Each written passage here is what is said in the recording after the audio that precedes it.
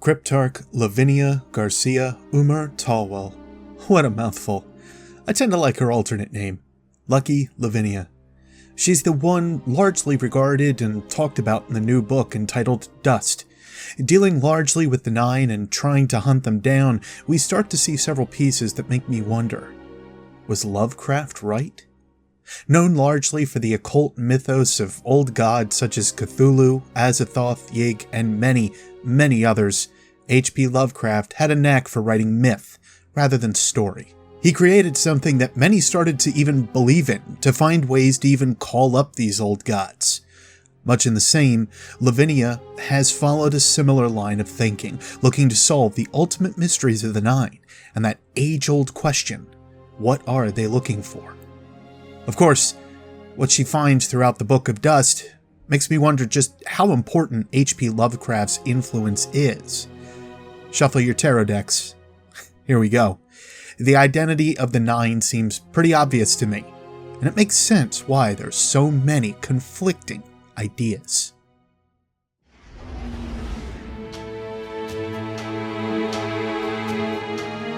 Hey everybody, it's your buddy Beard Grizzly, and our time together today is going to be dealing with some stuff that might make some people rather uncomfortable.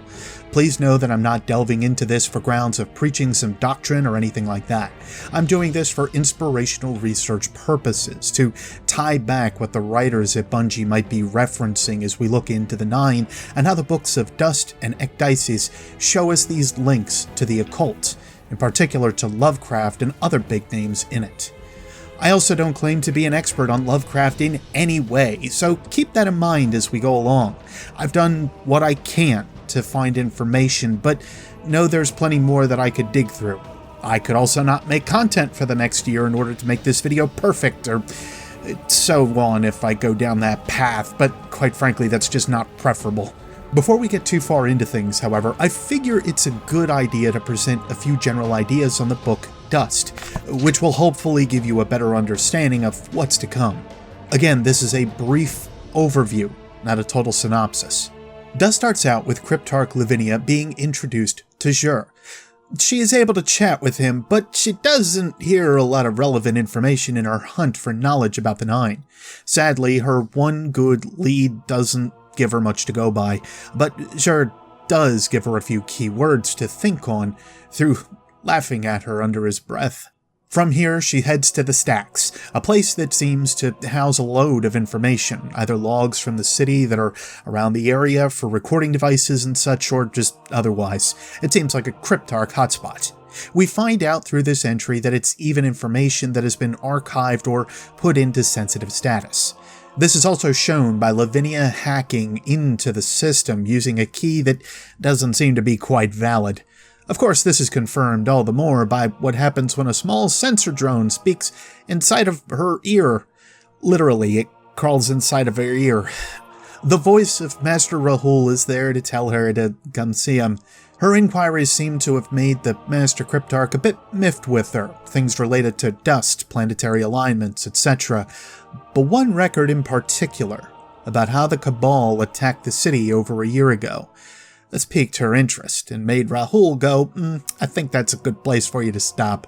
This is where we also get our idea of time, as this book takes place after the events of the Red War. I'll have reasons for why I don't think it's right after the Red War, however, so time will add up here in a little bit. This is during the Dawning celebrations, however, so we've got a couple years to play with. You can also read a further synopsis of this record that Lavinia stumbles on in the book called Stolen Intelligence. It's the entry entitled Ringer, and it goes over the merits of the report by Hassan Shimizu. I think we'll touch base on this a little bit more later, honestly, if not today, then at another date, so I'm only glancing over it. After being exiled from the city thanks to trying to heist an Ahamkara bone, Lavinia goes to the Reef. She starts to poke through information about the Nine there and comes in contact with a Fallen that possibly worked with Master Ives before his death. The reason I feel this also happened this past Dawning is thanks to this Fallen pointing out that Varix has left the Reef. This didn't happen until Uldren's escape in the Prison of Elders just this past September with Forsaken, of course, so this feels like a rather recent event. The Fallen presents a record tape to Lavinia of Skolas, the previous Kell of Kells, captured by us and killed by us not long afterward through the events of House of Wolves. He talks about the Nine. Lavinia is shook up over the fact that Skolas alludes to the Nine wanting to help us, and that they are from our planets.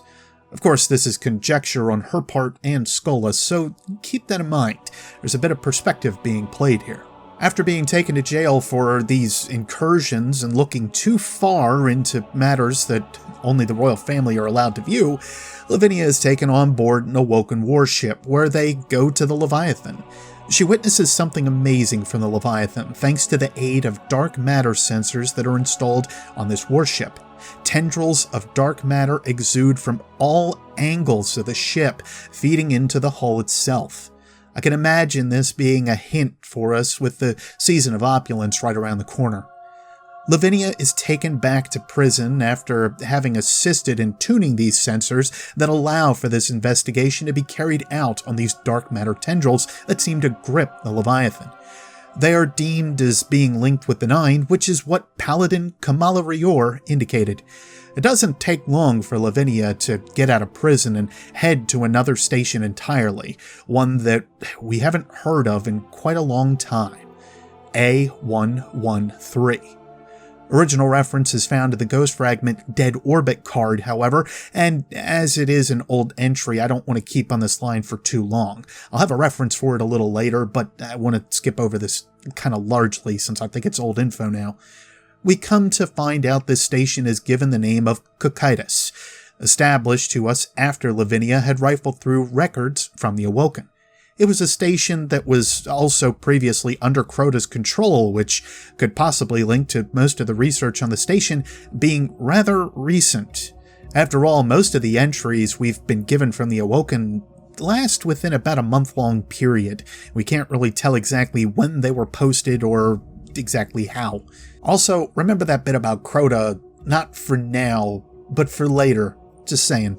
Trouble is, Lavinia is being tracked, and she's left alone on the station after the Corsair she hired runs off. And now, she's left with a choice.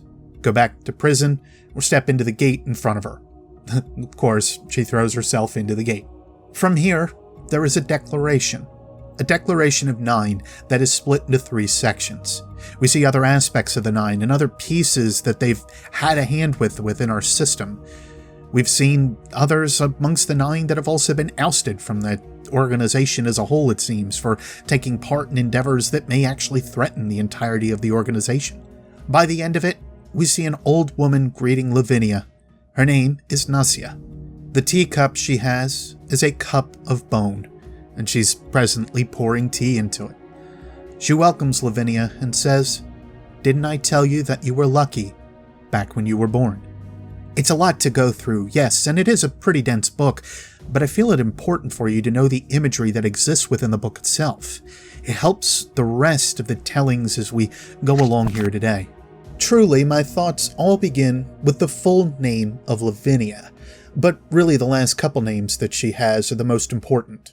Umar Talwell. Lavinia's name fits with the other general naming scheme of the Awoken we've seen so far, or at least native-born Awoken. Guardian Awoken don't always follow this rule.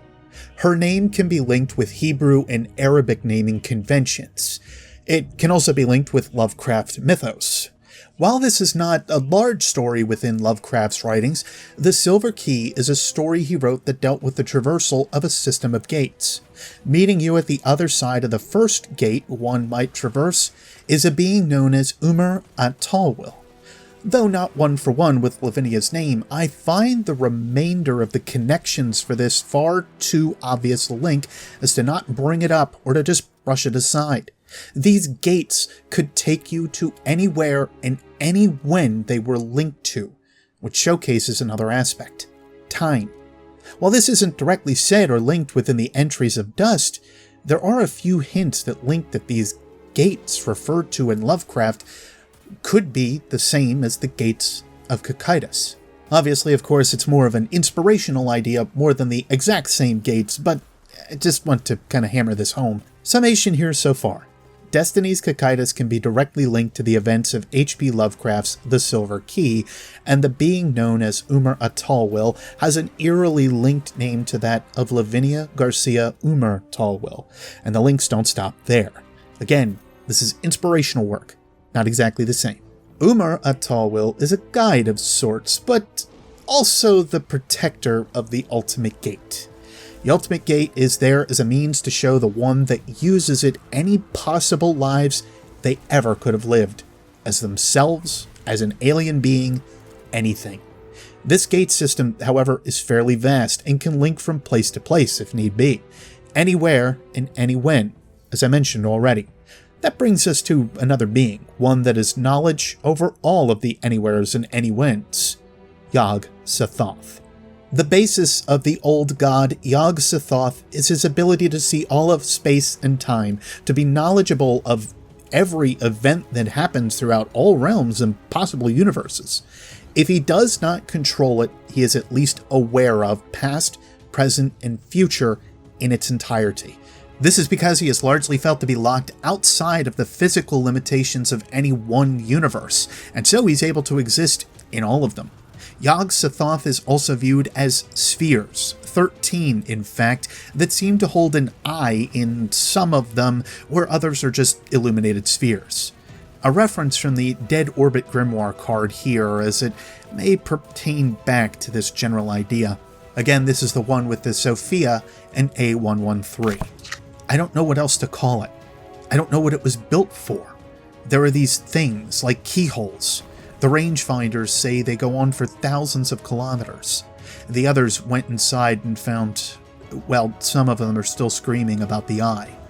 All the other voices that come back are more terrible. With the reference to the crew seeing an eye, the possible connection is hard for me to pass off. Eyes, however, are a very large connective piece in a lot of mythos and legend when talking about godlike beings, and Yog-Sothoth is not the only one with this connective idea within Lovecraft alone. He just happens to be the one that fits the bill a bit more than the others do. And again, it's just to state that Lovecraft has a lot of other links back to this, but it's not to discount the other connections that exist with Greek mythology and otherwise, especially with that of Cocytus. Then there's the part about the Leviathan. The black screen of the dark matter detector explodes into frenzied purple-white shapes like the webs of a spider locked in sensory deprivation for 1,000,000 billion years. Thick cords of shadow stuff that twine into strangling arms which branch again into thousands of tiny fingers that pierce straight through the Cabal Leviathan. Things go a bit further back than even that of Yog-Sothoth. Within the Cthulhu mythos, Yog-Sothoth had a type of grandparent, Azathoth. Azathoth, the possible creator of the Milky Way galaxy, or possibly universes as a whole, is largely called the blind idiot god. The one that allowed for life to be born and to see what it would do to itself. Basically, fight nice kids, don't blow each other up, but you can totally do that. Somehow, Azathoth is able to have 3 beings, though only 2 were of concern for Lovecraft's original writings. This brings us to the Nameless Mist, and the other called the Darkness. If we start to go down this path, we start to see something that may start to become more of a general timeline for Destiny itself, with the Nameless Mist showing itself as a possible path for the creatures of light to follow, and the darkness being something that, well, the beings of dark may follow. This happened originally in the mythos of Lovecraft in the late 50s, but was criticized by writers of the Cthulhu mythos especially, feeling that the amoral staple of Lovecraft was being threatened by dabbling in this very exact light versus dark idea, though it wasn't surrounding these 2 beings. Still, these are meant to be lines of inspiration, not fact. I know I'm reiterating that a lot, but it's very important to reiterate. One thing leads to another, which leads the Nameless Mist and Darkness to split, as Azathoth had for them, and each of them having a new being. The Mist has Yog-Sothoth, while the Dark has Shub-Niggurath. This is perhaps where things get to be interesting, at least I think so. Yog-Sothoth and Shub-Niggurath do mate and produce offspring, but those aren't the ones I'm mostly interested in. If you think I'm not so far with these connections, then so be it. But the other mate that Yog-Sothoth has is a woman by the name of Lavinia Watelli. She is the daughter of a wizard who owned or made an incomplete Necronomicon, or what has largely been called the Book of the Dead. By using it, she summoned Yog-Sothoth, and after an encounter of the unadvertiser-friendly kind, Lavinia had twins, one being Wilbur Watelli, and the other being the Dunwich Horror, or Yog Watelli. This is where I worry for our dear Lavinia Garcia Umar Tawil, this seeker of gates and seeker of the Nine. One of her fictitious predecessors messed with the same wants to get to the possible old gods, the ones that look over all of humanity, or all of creation. Lavinia of Destiny is seemingly doing the same thing with the Nine. And what are the Nine seeking? From the entry called The Gates. Event 1, time 5/24/03/11. Portal 3 emitted a living organism. Death was immediate. Autopsy team reports a spherical body, radius 1.1 meters, surfaced in hydrocarbon tar. Deep, evenly spaced throats converged on a central cavity, perhaps intended to serve as lungs and stomach. The body consists of an unidentified tissue of primitive cells. A basic spasm reflex forces air down the throats. Without enzymes to catalyze metabolism, the organism could not survive. Cell death occurred instantaneously throughout the mass. There were no provisions for self-repair or reproduction. This comes back to the general purpose of the Dunwich Horror, or Yog Watelli. This being was born with one purpose, and that was meant to be as a gateway for the old gods, to seek a means back to the physical plane of man, within the entry entitled The Red Box. Lavinia's mother told her that on the day of her birth, a witch pronounced her lucky. She will have to trust in that luck now. While Lavinia of Lovecraft had a father that was a wizard, here we see a witch involved in the birth of Lavinia of Destiny. The connections and the mirrored situation are pretty obvious the more we dig, and the more we look into it, it may explain why Lavinia is able to exist within the Nine's realm, instead of being completely ripped apart in her passing through the gate. So after all of this, we come to that age-old question it seems we constantly asked with Destiny. What are the Nine? Are they simply from our own system?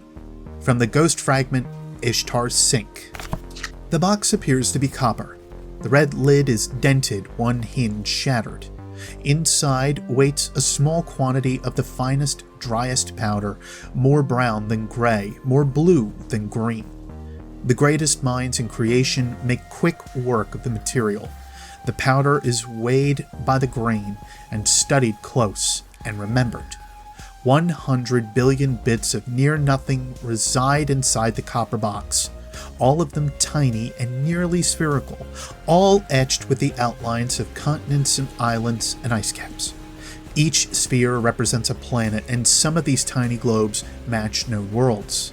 There is one Earth, and one Mars, and a Venus too.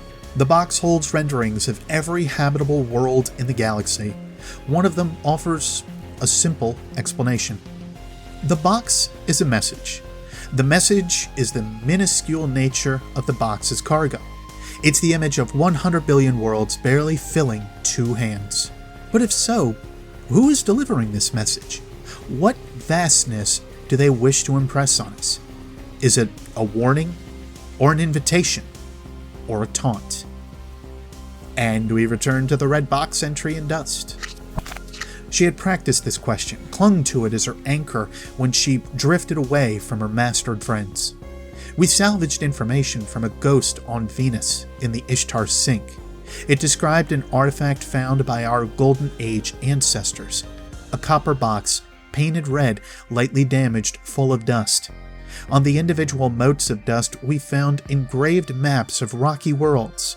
Mars, Earth, Venus, other planets, maybe every Earth-like planet in our galaxy. The Nine seemingly have connections to the outer systems, just outside of our solar system even as well. They have connections to possibly every Earth-like system in our galaxy, possibly in our universe. possibly even further than that. If the Nine are not the Old Ones themselves, the old gods, then they are linked to them in some way and are simply a link to another larger being. If time wasn't the only thing that seems incredibly small for us previously within the Destiny universe, then the idea of who we fight and what we fight may be just as small. This is not to say that we will deal with the Lovecraft gods of old, but it is pointing to an age-old question, one that bothers theologians of old. Where do we come from? What are we doing here? Who made us, and why? The Nine might have a very real response to those questions, cryptic as the answers may be. Also, there's something about tentacles, tendrils around the Leviathan, and yeah, I'm looking at you, Cthulhu. Totally not trying to connect that all. By the way, Yog-Sothoth's kid is Cthulhu. Anyway, can't believe I almost forgot to bring this up. The card entitled Declaration is also seemingly broken down in 3 parts. This could actually be past, present, and future, and if you give the card a read over, it very much seems like that's exactly how it's broken down into. Again, Yog-Sothoth is a balance of past, present, and future. Just too many links that end up leading back towards Lovecraft as an inspiration if nothing else. I can't get over it. And so, for now, I leave things where they stand. This is only a portion, only the tip of the spear to what I could talk about with my thoughts, my perceptions of this universe with the Nine right now. As a whole, these are undoubtedly the inspirations for the tale and where it may be going for Destiny right now, but to what end? That's always the question. We are slowly moving to a path of amorality as well, mimicking that of Lovecraft, with good and evil being blurred the further we go. The wielding of the 2 guns, Last Word and Thorn, ring any bells at the very least?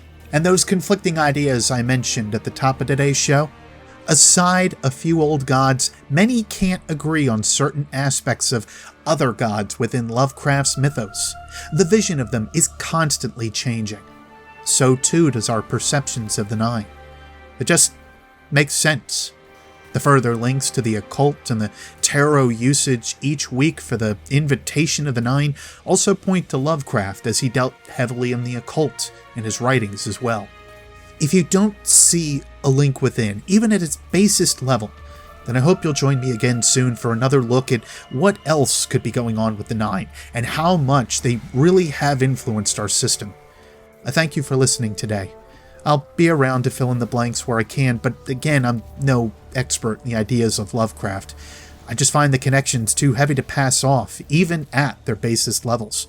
Before I go as well, I want to make sure that I give a big shout out to the Lovecraft fans out there, and to any and all that continue to write for him or write in terms of his style, just to continue to foster that general storyboard that's been going on for, well, I guess at this point, over 100 years. Digging into this a little bit further has been a real treat, and I absolutely would love to touch base on Lovecraft, even just on its own, a little bit further, but that could just be me. I don't think I'm alone in liking the fact that so many things interconnect. That's at least always been my fascination when it comes down to this stuff. Anyway, I'll shut up. Let me know your thoughts on this piece in the comments below, and if you've anything to add, I'll be around to read it even if I don't get to respond to you. Otherwise, you know the buttons to press to let me know what you thought of today, and subscribe for future content from me later on, for Destiny or otherwise. My usual outro seems a bit more ominous than usual, as I can't tell if Yog-Sothoth has been the one making me say it this whole time now or not. Oh well.